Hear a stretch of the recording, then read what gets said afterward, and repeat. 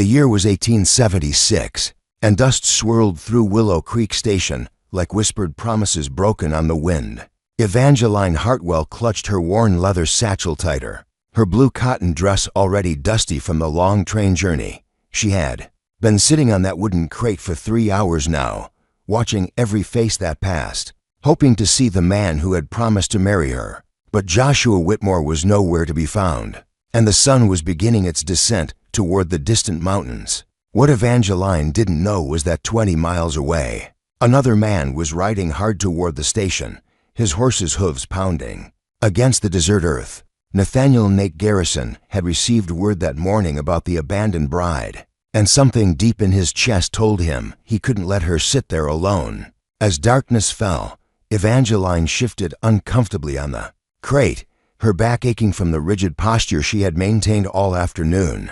The station master, a kindly older gentleman with silver whiskers, had approached her twice already, asking if she needed assistance. Each time, she had politely declined, insisting that her intended would arrive soon. But as the shadows grew longer and the other passengers from her train had long since departed, doubt began to creep into her heart like winter frost. She pulled the crumpled letter from her pocket for the 100th time that day, reading Joshua's careful script. "Meet me at Willow Creek Station on the 15th of September. I will be there at 2 o'clock sharp, wearing a brown hat and carrying a bouquet of wildflowers." The letter was dated 3 months ago, when she had still been living in her aunt's cramped boarding house in Philadelphia, working her fingers raw as a seamstress to earn enough money for the train. Fair West, the marriage arrangement had seemed like divine providence when Joshua's advertisement appeared in the newspaper. Honest rancher seeks virtuous woman for marriage and companionship. Must be willing to work hard and start a new life in Colorado territory. Evangeline had responded immediately, her heart full of hope for a better future than the one that awaited her in the crowded, smoky city. Life in Philadelphia had become increasingly difficult after her parents died in the influenza outbreak of 1874. Her father's small cobbler shop had been sold to pay his debts, and her mother's few pieces of jewelry had barely covered the funeral expenses. Evangeline had been forced to move in with her mother's sister, Aunt Prudence, a stern woman who ran a boarding house for working girls and made it clear that Evangeline's presence was more burden than blessing. The work at Morrison's dress shop had been tedious and poorly paid. Evangeline spent 12 hours a day hunched over a sewing machine in a stuffy room with 15 other girls, stitching seams and hemming skirts for the wealthy ladies of Philadelphia society. Her fingers were perpetually pricked with needle marks, her back ached constantly, and her eyes strained from working by lamplight when orders ran late into the evening. The other seamstresses had been kind enough, but most were saving every penny to send back to families in Ireland or Germany. There was little money for friendship or entertainment, and Evangeline often felt as though she were slowly disappearing, one stitch at a time, into a life of gray monotony. Their correspondence had lasted for months, with Joshua painting pictures of wide open spaces, clean mountain air, and a modest but comfortable ranch house where they would build their life together. He had written about morning rides to check on cattle, about the way the mountains looked when the sun first touched their peaks, and about the satisfaction of building something lasting with your own hands. "I believe a man and woman should be partners in all things," he had written in one letter. "I need someone who can work beside me, who can find joy in simple pleasures, and who isn't afraid of a little dirt under her fingernails. In return, I can offer a comfortable home, protection, and the kind of life where every sunrise brings new possibilities." His letters had been filled with small details that made Evangeline feel as though she were already part of his world. He wrote about his horse, a bay mare named Duchess, who had a habit of stealing apples from his pocket. He described his neighbor's dog, who howled at every full moon, and the way wildflowers carpeted the meadows each spring. Most importantly, he seemed genuinely interested in her thoughts and feelings, asking about her dreams and listening to her answers with what felt like sincere attention. When he had finally proposed marriage through the mail and sent money for her train ticket, Evangeline had felt as though her prayers had been answered. She had carefully saved the money he sent, adding to it her own meager savings until she had enough for the journey west and a small emergency fund. The night before she left Philadelphia, she had packed her few belongings with trembling hands, her heart torn between excitement and terror at the magnitude of the step she was taking. But now, sitting alone on a crate as the desert wind picked up and sent tumbleweeds rolling past the station, she wondered if she had made a terrible mistake. Perhaps Joshua had changed his mind.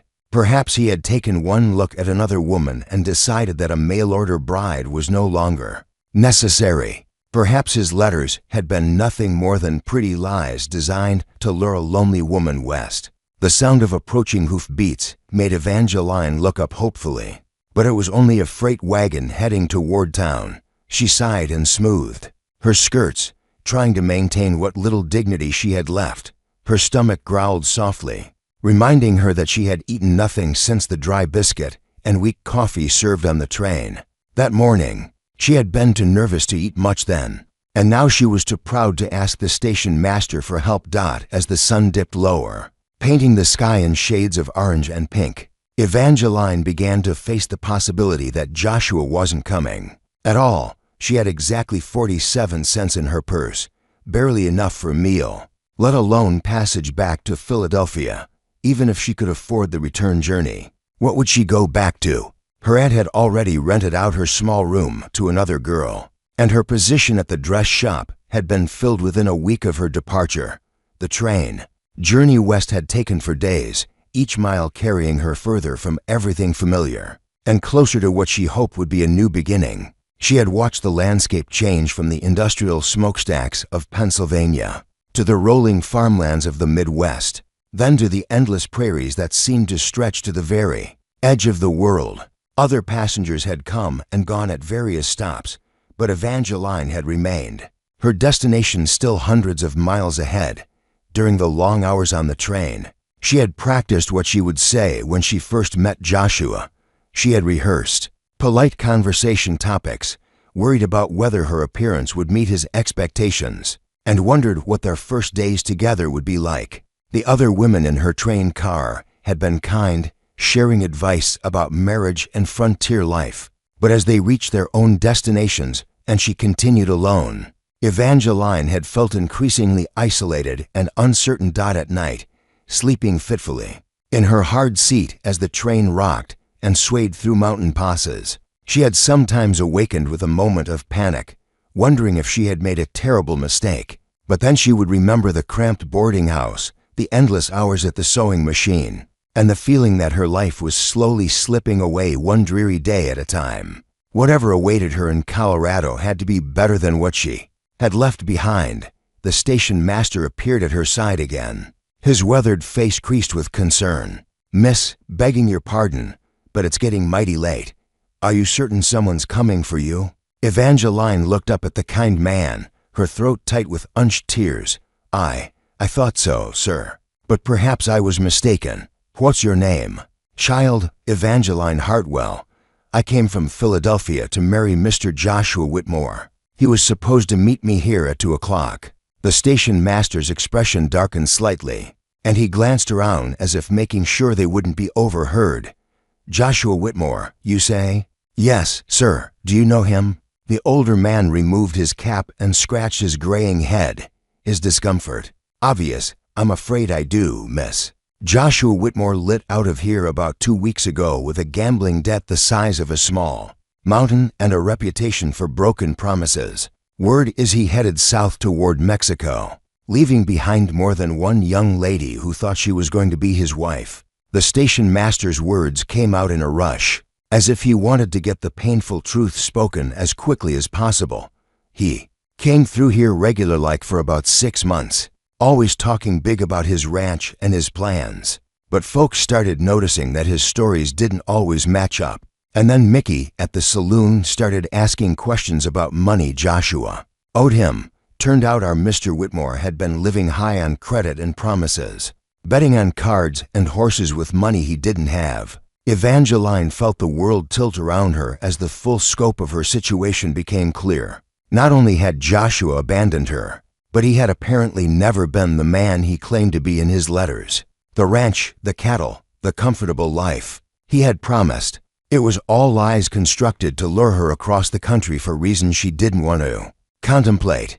The words hit Evangeline like a physical blow. She felt the blood drain from her face as the full extent of her situation became clear. She was alone in a strange territory with no money, no friends, and no prospects. The carefully constructed future she had imagined crumbled around her like a house of cards in a strong wind.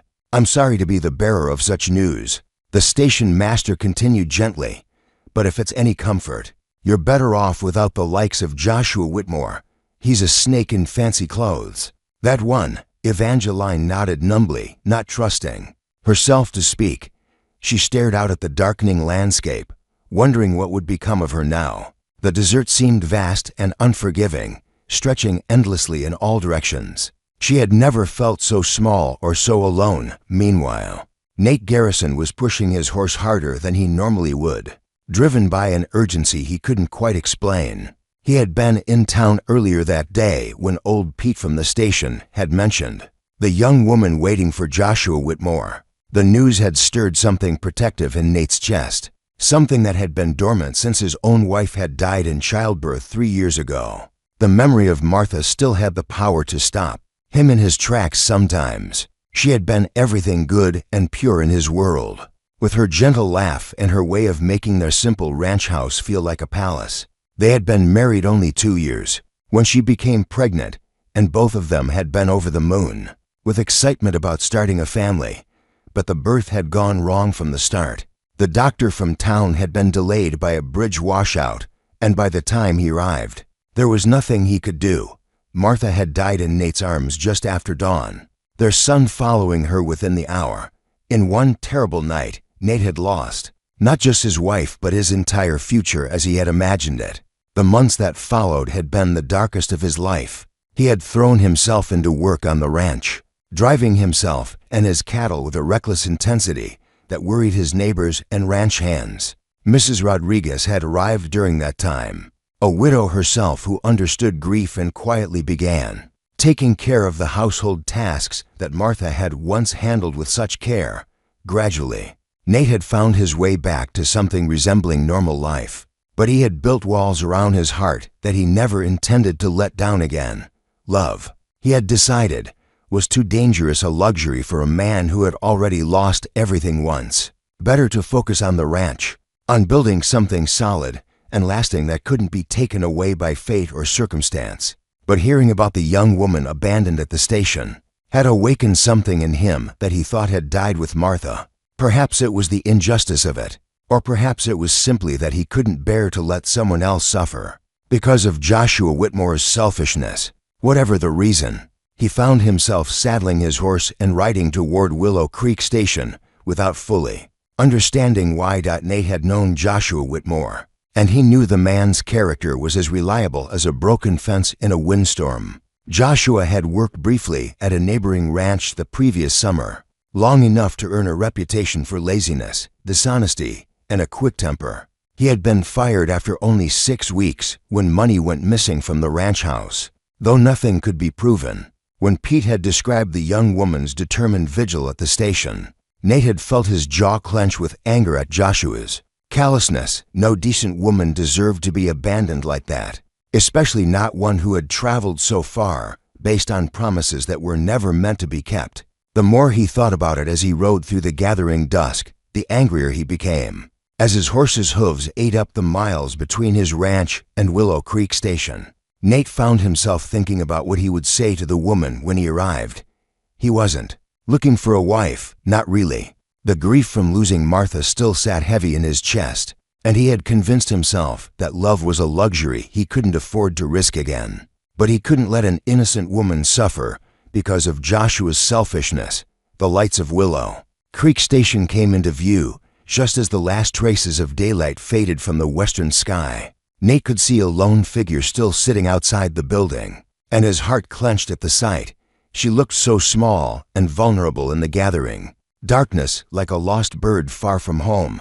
He dismounted quietly, not wanting to startle her, and approached slowly. In the lamplight spilling from the station windows, he could see that she was young, probably no more than 22 or 23, with auburn hair that had partially escaped its pins. During her long day of waiting, her dress was simple but well-made, and despite the dust and wrinkles from travel, she carried herself with a dignity that spoke of good breeding and strong character. "Excuse me, miss," Nate said softly, removing his hat.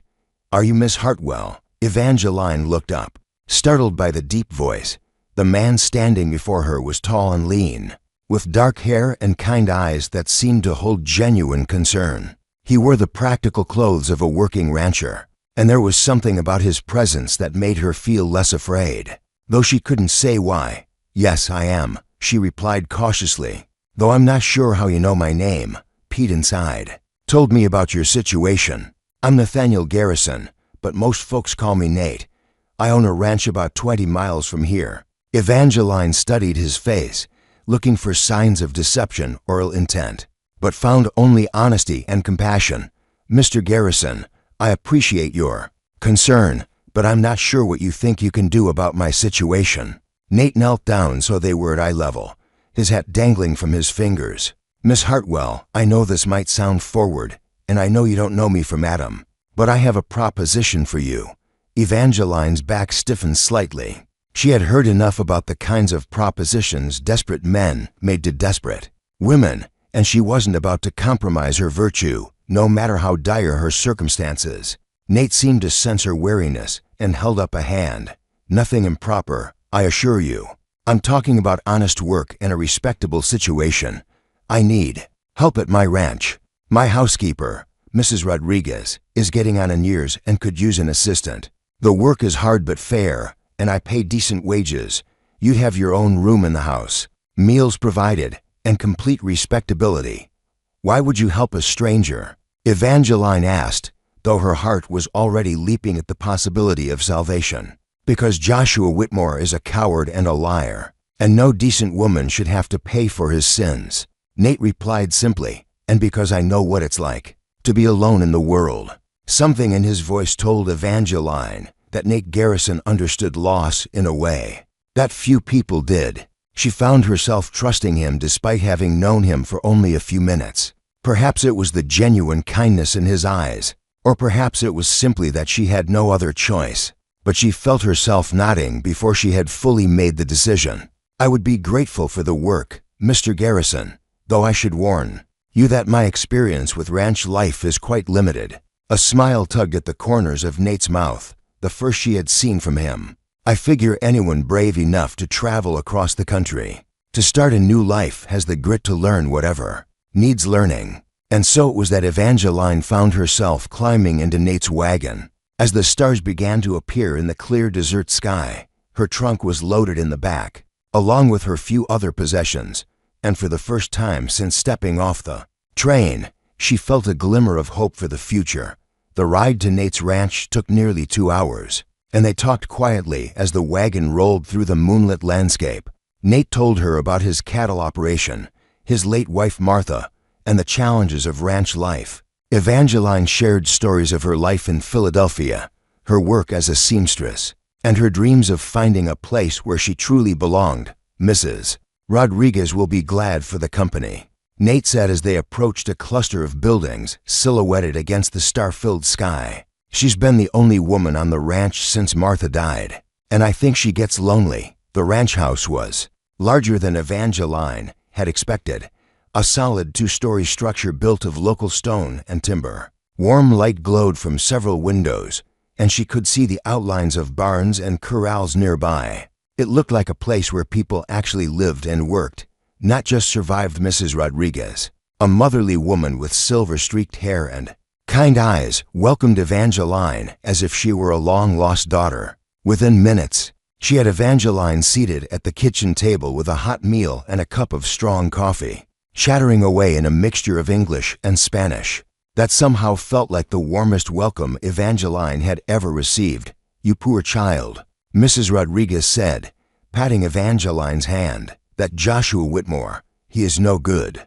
I told Seagor Nate when he first started talking about bringing in a bride, I said, that man, he will break her heart, but you are here now, and we will take good care of you."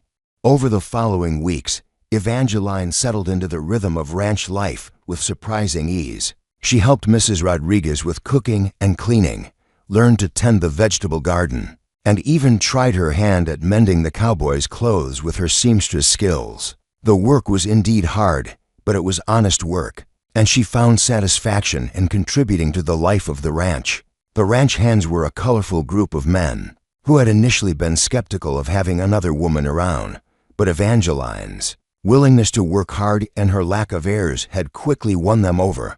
There was old Cookie, who had been cooking for ranch crews for 30 years and taught Evangeline how to make biscuits that could feed 20 hungry men. Tom and Billy were brothers from Texas who could rope a steer faster than most men could blink, and they delighted in teaching Evangeline how to identify different cattle breeds and understand the subtle signs that indicated when a storm was coming. Most of the hands lived in the bunkhouse, but they took their meals in the main house kitchen, creating a boisterous family atmosphere that Evangeline had never experienced before. In Philadelphia, meals had been quiet, hurried affairs, eaten standing up or in cramped boarding house dining rooms where conversation was discouraged. Here, dinner was a time for storytelling, good-natured teasing, and planning the next day's work. Evangeline discovered that she had a talent for organization that served the ranch well. She created systems for tracking supplies, helped Mrs. Rodriguez plan meals more efficiently,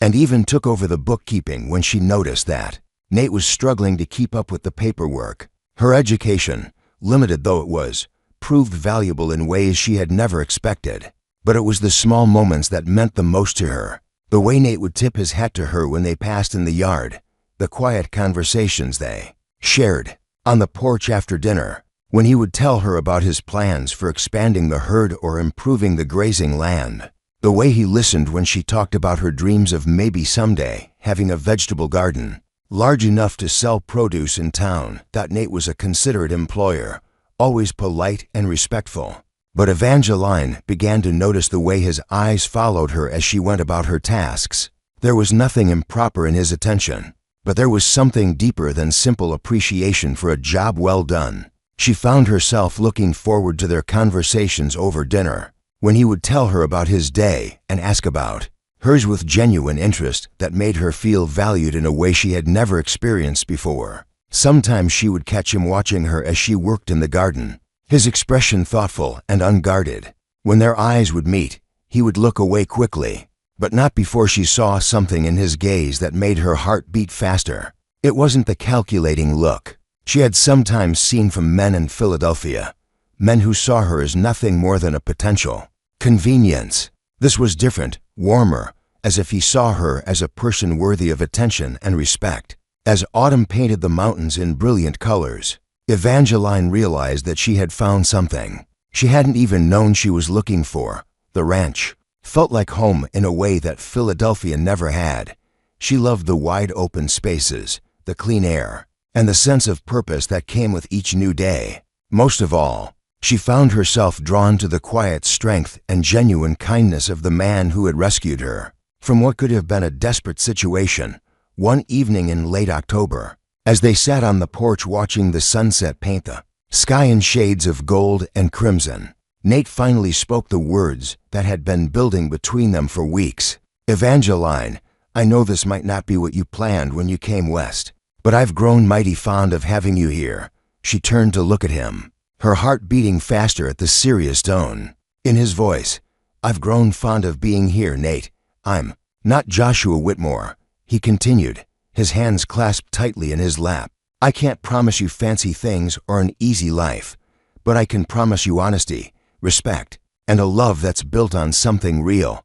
"Are you asking me to stay?" Evangeline asked softly. "I'm asking you to marry me," Nate replied, his voice steady despite the vulnerability in his eyes. "Not because you need rescuing, but because I can't imagine my life without you in it anymore." Evangeline felt tears prick her eyes, but they were tears of joy rather than sorrow.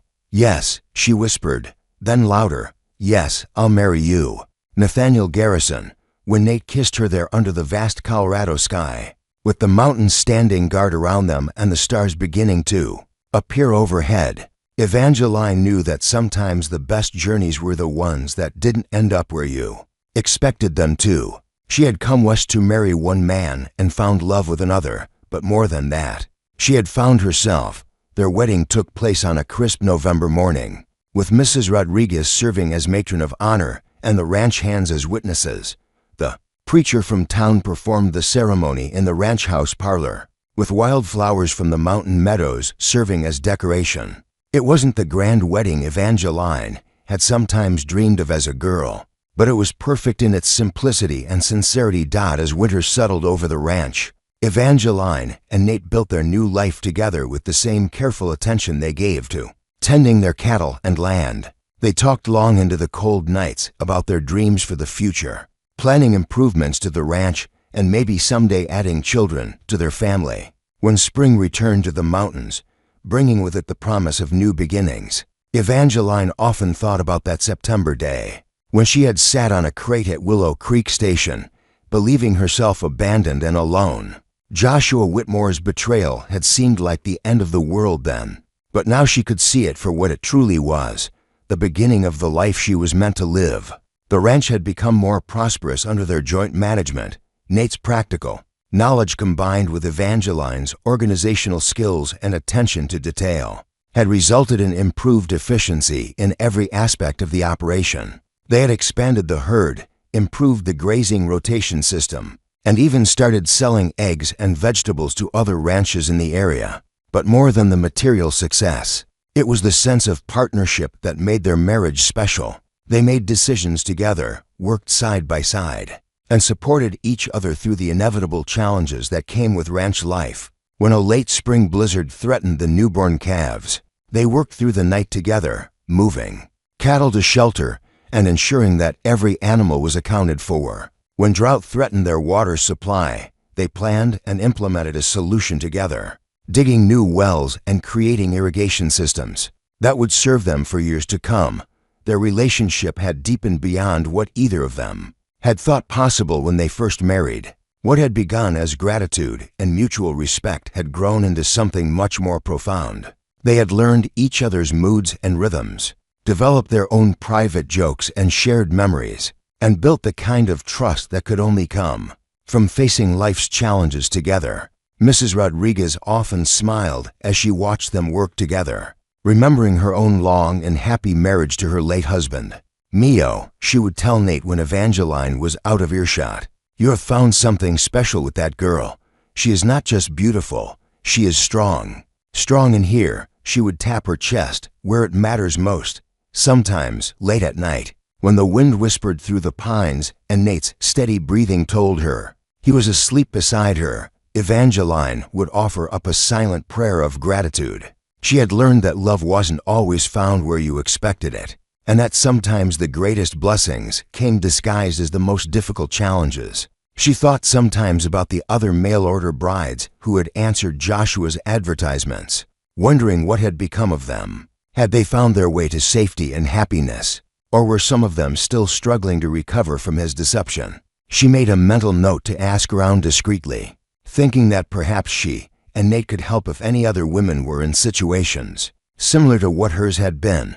The ranch thrived under their joint care, and their love grew deeper with each passing season. When their first child was born the following winter, a daughter with Nate's dark hair and Evangeline's determined spirit, they named her Hope, for she represented everything good that had come from what had once seemed like the darkest moment of Evangeline's life. Hope was followed 2 years later by a son they named Samuel, after Nate's father, and then by twin girls, Grace and Faith.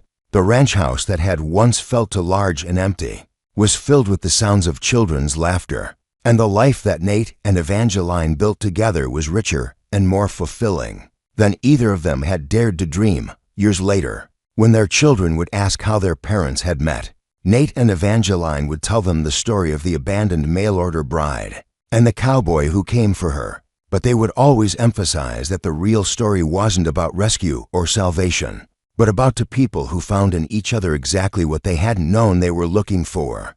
The old wooden crate at Willow Creek Station eventually rotted away, replaced by a proper bench for waiting passengers. But Evangeline never forgot the weight of that crate beneath her, the feeling of being lost and alone in a vast wilderness, and the sound of approaching hoofbeats that changed everything. She had learned that sometimes you had to lose your way completely before you could find your true home. And in the end, that was exactly what happened to Evangeline Hartwell Garrison, the woman who came west to marry a stranger and instead found love, purpose, and a place where she truly belonged under the endless Colorado sky. Now that you've watched the full story, we'd really appreciate it if you could rate it out of 10 in the comments. Your thoughts help us improve and ensure we're bringing you the kind of storytelling you truly enjoy.